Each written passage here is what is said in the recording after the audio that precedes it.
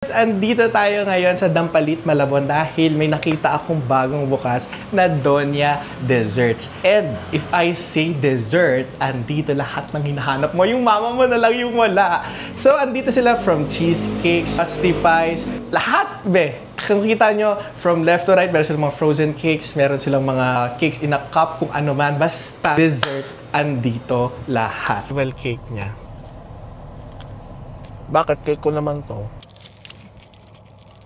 Oh, may mas masarap siya na... Wow. Oh my God. Banana muffins. Ayan siya, oh. Tikman natin. No fashion kunafa brownie. Ayan siya. Tayo mga sponge cakes. Dito tayo sa original. Egg pie. Look at that layer. And ang highly recommended ko is their egg pie. Buko pie. Ang aking ever favorite ang kanilang cream puff original.